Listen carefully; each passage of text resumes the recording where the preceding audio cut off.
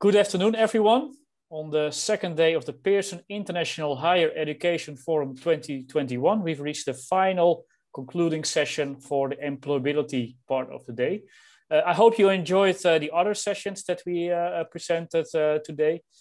So far from what I've seen in the comments in the chat box, everybody was quite positive. So I hope you will be for this final session on employability. For those who are joining for the first time today, my name is Paul Vesties, and I have the honor to be your host for this session. If you feel like it, maybe a nice way to start this session is to put the name of your institution and the city where you're based in the chat box. So it's nice, so we can see where everybody is based. I always like to see where everybody is from in this virtual room.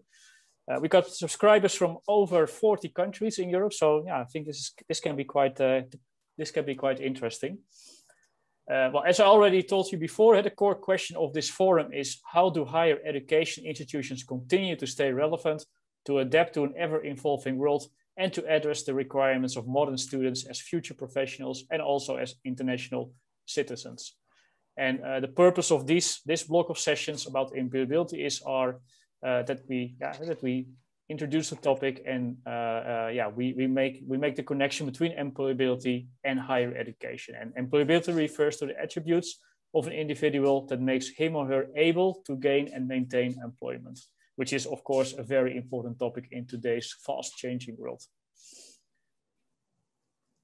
Now, we already had a few sessions before. We started the day with a plenary from Angus MacDonald about the importance of employability skills for career success, followed by a session by Professor Zvi Segal about the motivation of students and how that should be related to their job choices.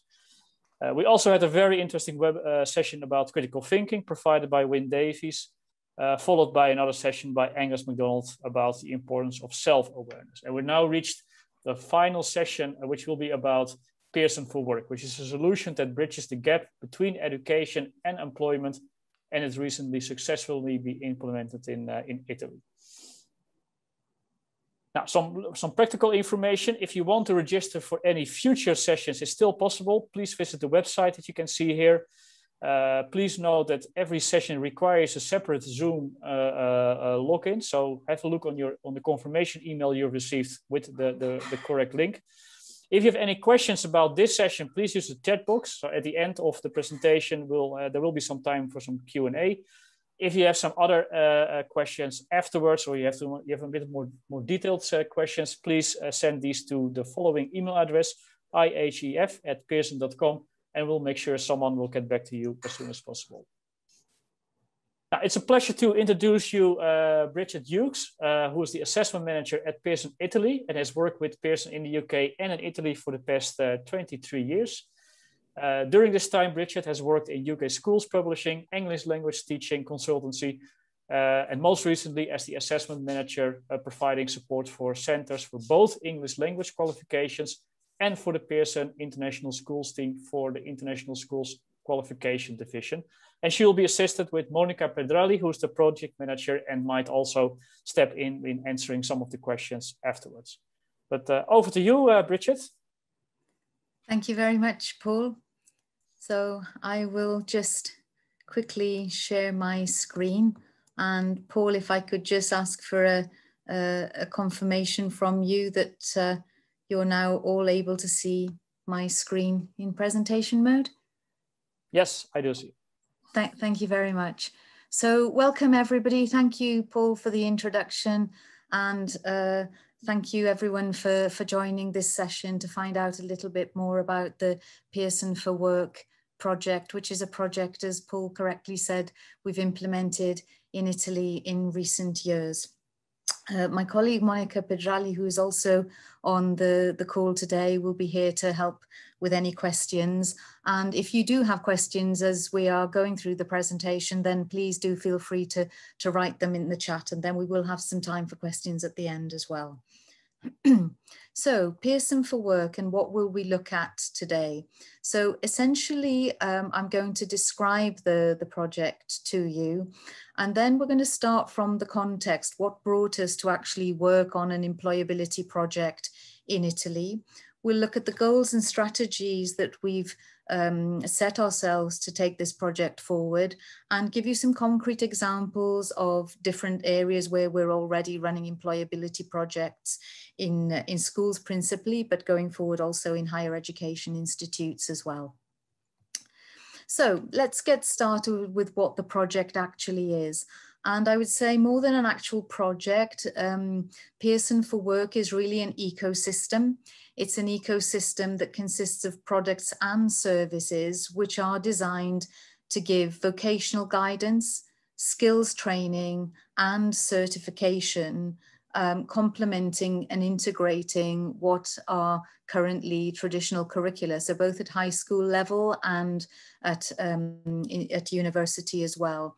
So the age range with which we are typically working at the moment is between ages 16, 17 and say 23, 24. So that range of students who are going into the final years of high school and into a higher education experience. So what brought us to actually, as Pearson Italia, start focusing on this particular area and this particular need that we'd seen that was developing?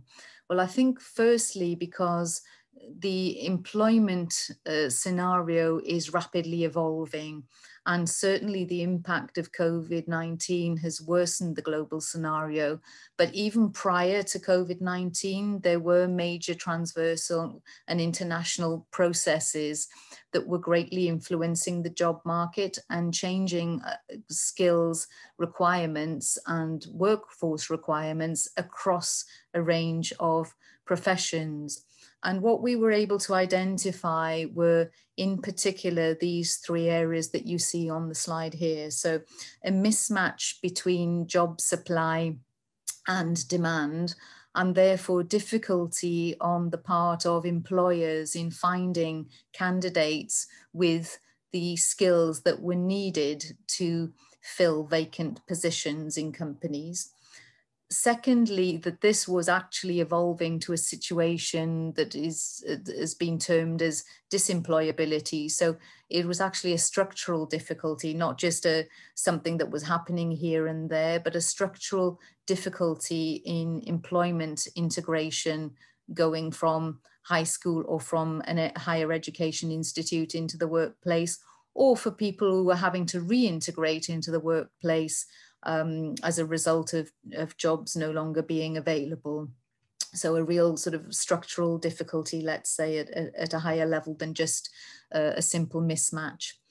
And then what we also saw was that some categories, some profiles within the labour market were at a higher risk than others. And in particular, younger workers, those without a tertiary education, women, part-time and informal workers, and employees of small and medium-sized businesses. So these are the categories, let's say, that were most at risk for the changes that were happening in a rapidly evolving scenario.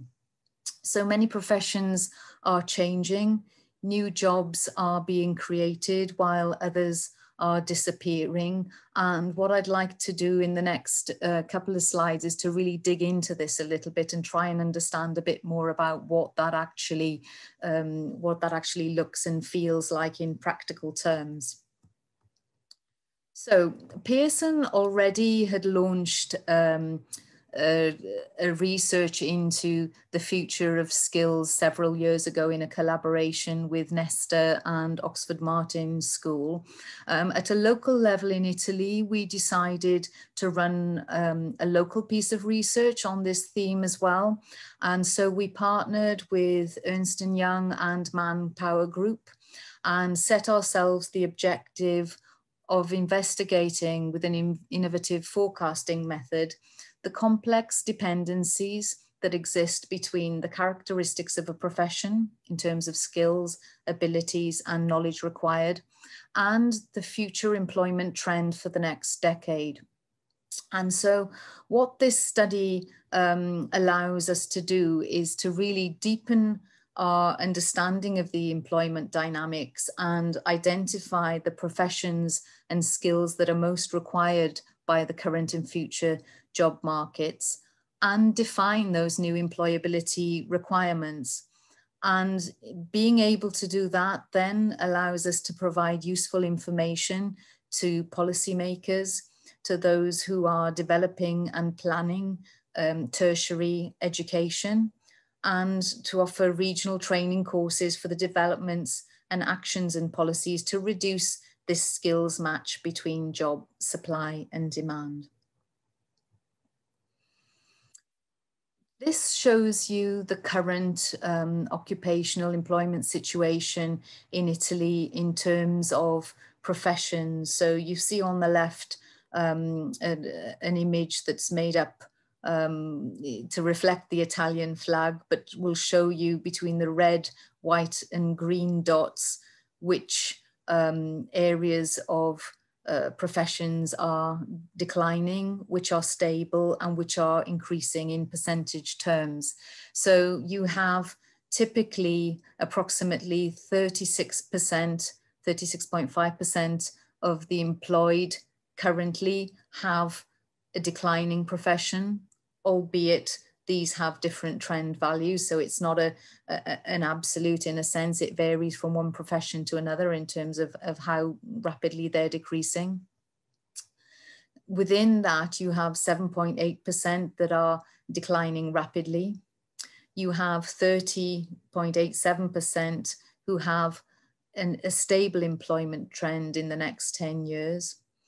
32.63% have a growing trend in the next 10 years in terms of their professions, and 22.97% of the employed currently have a fast growing profession trend. So there's a lot of different dynamics happening within this market and a lot of change moving forward. But I think one thing that holds true is that according to 80% of the professions, according to the research, 80% of professions will undergo some change or another, and a growth will be observed in the tertiary sector, so in higher education, while a declining trend is predicted mainly for industrial and agricultural sectors. So I think that that's something that really is an interesting and important piece of information for those involved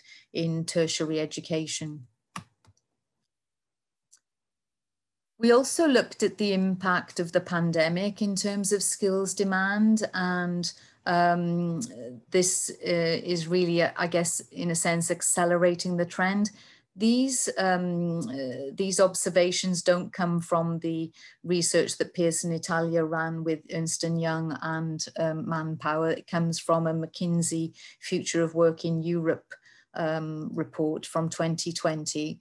But what it does show is the difference in the types of skills that are increasing in terms of their demand by employers. So things like high-level skills, STEM competencies, technological skills, and socio-emotional skills, whereas the manual physical skills and basic cognitive skills are declining in terms of their importance going forward. So many people ask us about future-proof skills, how to future-proof the skills of our students, how to ensure that they're learning the right types of competencies to get them into the workplace going forward. And what this research revealed really was that there are 3 skill clusters that have and will play a key and defining role in professions of the future. And they can be summarized in this way.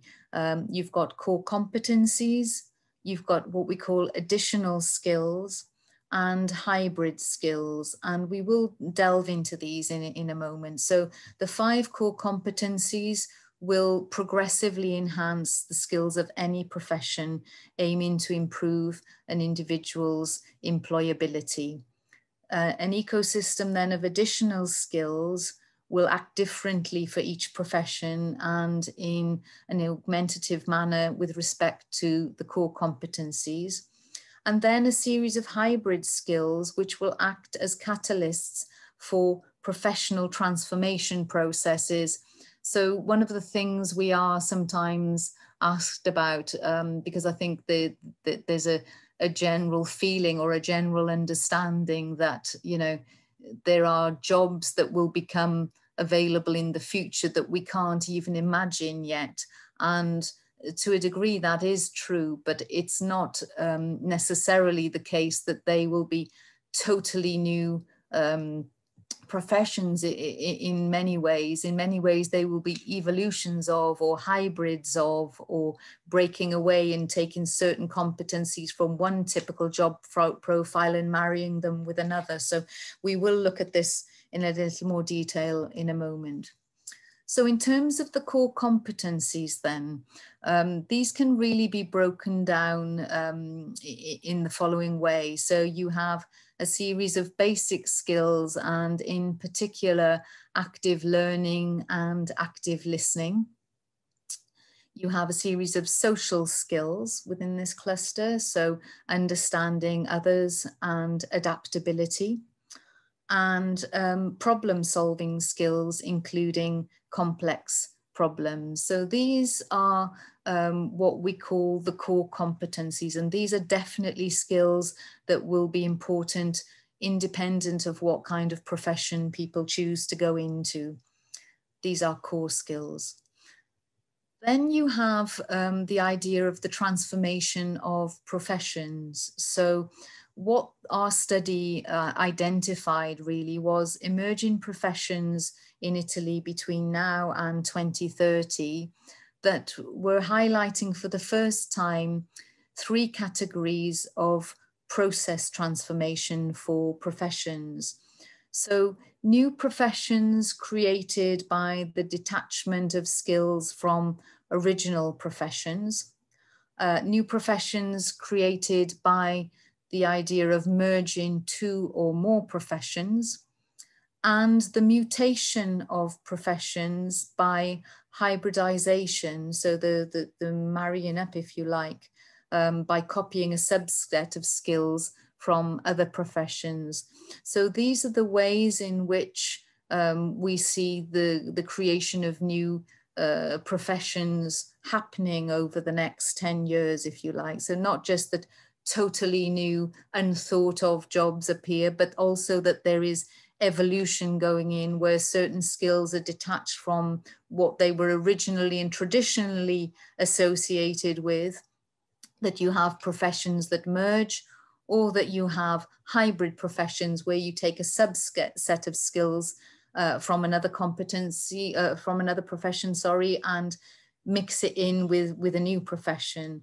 So this is then really closely linked to the pervasiveness of technological evolution, which goes across all professions in a sense. And this will obviously require the presence of horizontal specialists able to manage technical and technological complexities in work environments that are hard to imagine today. So the whole idea of the technological evolution is, in a sense, what is driving these behaviors, if you like, the way in which these situations are evolving.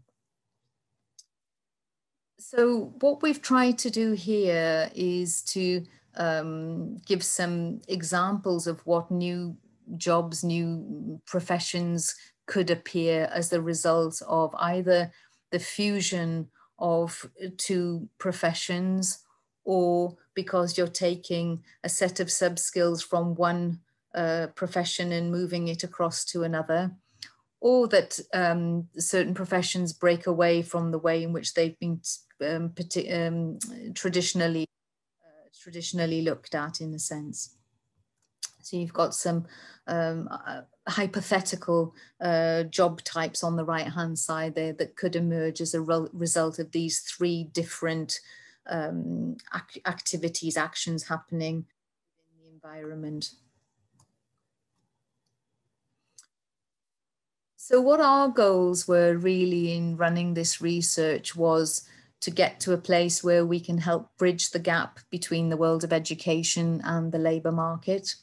that we can offer young people the best training and certification opportunities to be competitive in that labour market, that we can provide schools and universities with the most suitable tools for their students so as to ensure that they have the best opportunities for their personal and professional life, that we help employers be able to get candidates with the skills that they need to fill those vacant positions, so that we're moving away from a situation of structural disemployability and mismatch to a situation where the candidates who are coming out of the higher education institutes or are coming out of high school do have those skills that the employers are looking for, and that we can establish partnerships and start research activities in order to become a reference point in the field of employability. So as such, the stakeholders that are involved in this project are quite wide-ranging, and they go from students and their families, who are obviously at the heart of what we are trying to achieve and support here. But we already have obviously very strong relations with schools, and as a result, students and parents, but also with teachers and headmasters. We have relations with government, both at a regional, local schools offices level and at a regional and local administrative level, with universities and with the corporate market as well. And we'll give you some examples of how we've brought these together. So the idea really is for us to be able to support those leaving high school. That SSSG is actually an Italian acronym for high school, for university students, and also for those who are neither in employment, education, or training. So we are looking really to propose an ecosystem that includes orientation tools, services, online courses, certification, and didactic methodologies that are both complementary and supplementary to curricular training. And this, again, to really give the best opportunity possible for those students who are coming through the system, graduating high school, graduating university, and to help them into the job market. So our project in Italy is made up of 4 different areas. And the 4 different areas that we focus on are orientation and skills assessment, so that we have a profile of the student. We have resources, tools, courses to develop technical skills. We have similar approaches for developing soft skills. And we also have English and other language courses and assessment as well. These are, if you like, the projects, the contents of these 4 areas in terms of the projects that we offer. So within the orientation and skills assessment quadrant, we have an employability academy, we have an orientation test and a future skills test, so that we can help the student get a profile of where they are at the moment and what they need to focus on. We have within the soft skills project, personal, cognitive and relationship skills courses. We have career skills courses and social media skills. Within the technical skills, we have a project for robotics. It's actually a license, a robotics license, so that students have that entry-level qualification in robotics. We're also working on carbon manufacturing, business planning, marketing fundamentals, accounting, and digital skills for work. And then within the English and other languages, we have a project for PT Academic, for medical and scientific English, legal English, and Italian for students of other languages. Within the soft skills project, we have a work skills license, and this is an online learning path which focuses on the knowledge of the labour market, the development of the most in-demand personal and social skills and transversal skills that will be useful for students going forward. And it also includes a final event with Randstad, with experts testing the acquired skills and simulating a job interview for students. You can see on the right-hand side some of the expected benefits, the strengths, and who this is really designed for. So this is a project that is designed for essentially for high school and postgraduate students, and for university and masters and specialization course students as well. So this is quite a transversal project which has applications across different student categories and profiles. Then we have a digital smartness license. And this starts with a self-assessment of a skill that is validated by the University of the Sacro Cuore, Cattolica Sacro Cuore of Milan. And really what this is designed to do is develop self-branding skills through the use of social media. And there is a digital badge to certify the student's achievement. So this is something that's very new, but very relevant to the way in which students need to present themselves digitally to future employers. So it does give them skills that are directly relevant and applicable in today's entryway into the workforce. Some examples from the technical skills: we have a carbon manufacturing project, which sees a variety of partners involved, both, sorry, I don't know what I've done here. I've gone back to across a different slide. Here we go, sorry about that. It's basically in partnership with Experis and Dallara. And this is a certification for the processing of carbon and composite materials. This is really designed to give students the acquisition of useful knowledge and skills to allow easy entrance into the occupation and field of carbon composite materials processing. And it's really recommended to those who want to enter and specialize in the market with a professionalizing certification. Sorry, there's something keeps moving on the slide. Sorry about that. Okay. And for secondary school and university level students. The robotics license is a 100-hour training course, at the end of which there is a practical test. And this is a license that has been designed and run by Pearson in partnership with Comau, who are leaders in the field of robotics. And again, this has been run over recent years very successfully with high school students. It's also available for university students, so in particular Faculty of Engineering. And this was one of the ones that we started with. So one of the ones that we've had probably most feedback on. We've, as of 2017, certified 9,000 students in a first robotics license. That was something that involved 150 schools, and going forward for 2021, we have a goal for another 3,000 licenses.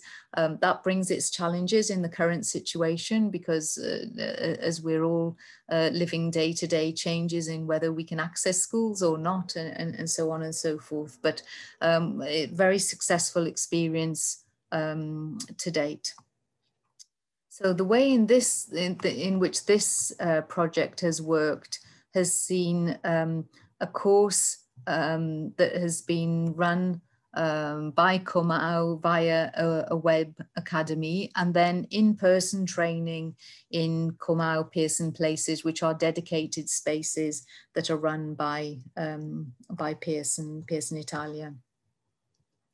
Underneath you see what the students actually receive and what they actually, the steps that they go through. So from a formative agreement to preparation in cooperative learning, a series of online courses and tests by Comau, and then in-class training, online revision, and a final certification in a Pearson place with the Comau actual robotics materials to be able to take that test. These are some of the quotes that we have from students who have taken the course to date. There's great enthusiasm for this project. The level of relevance to their future is something that really comes through in terms of their response. And typically these are the levels of feedback that we've had from students, which is what you see on the right-hand side of the screen. Okay, so I'm open to take questions. I will just interrupt my screen share. And Paul, I don't know whether you've had picked up any questions from the chat at all. Or yeah, thank you so much, Brigette. I see that Monica already responded to one question, which was about the disappearing professions. Well, she answered that by saying, okay, these are the ones that require a low level of skills, such as physical and manual skills. I've heard a question here, which one will come first? The society to determine the design of a curriculum, or the university to determine the design of a curriculum for society? What's your answer to that? That's a huge question. I don't know that there's a beginning and an end to it in many ways. I think what the research has showed us is the need to constantly engage in research and adapt what we are proposing to our students. Monica, also feel free to add anything here, but I think one of the things that that is very striking from the research is this area of mismatch, or even to the level or the degree of becoming structural disemployability. And so the need to constantly engage with employment agencies, with companies, with partners, if you like, to really understand where things are moving in order for education to also be able to support that. But Monica, you've had a deeper involvement in the research in a sense, so please feel free to add something to that. Yes, thank you, Brigette. Yes, for example, here some universities have already started to offer new opportunity of training and learning to their students, exactly for this purpose, as to realign their learning offering to the requirements from the market, from the job market. This is a trend that we are observing. It already started when we presented the predictive study from Professioni 2030 2 weeks ago, the 18th of February. Some of the speakers during this event were just enlightening exactly this trend. Universities need to enhance their offering and to adapt it, to align it to the new requirements. And this is something that could be done just looking to the findings of these predictive studies, because as Brigette said, one of the main findings of the research is that new professions will be born through transformation that is based on the skill set. will change the skill set of each job role. So the right way probably to prepare young people, but also to reskill people and employees, is to focus on specific skills, so as to realign people and their skill set to the new job role, to the new skills requirement of the professions, because this is probably the main, the most important thing that we can get from this study. Yeah, thank you so much. Sorry, just to add to that, I think another thing that often comes up in these discussions, and particularly going back to those core competencies, is also the building of resilience for students, because maybe one thing we hadn't mentioned during this this presentation was how often people will typically change job in the coming years. I mean, if you look at myself, 23 years in Pearson, we had colleagues on the call yesterday who've been years, so I'm not the oldest person in Pearson, but the likelihood of that being a picture going forward is very slim, in a sense that it's more likely that people will regularly change jobs, and because of the pervasiveness of technology, things evolve quickly as well. So the building in of resilience within those core skills, and I don't know if you wanted to mention something about that as well.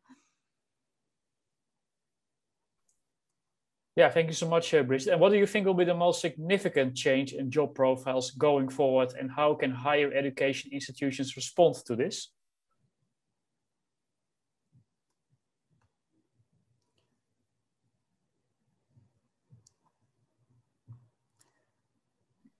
Brigette, do you want I answer this question? Yes, I think so.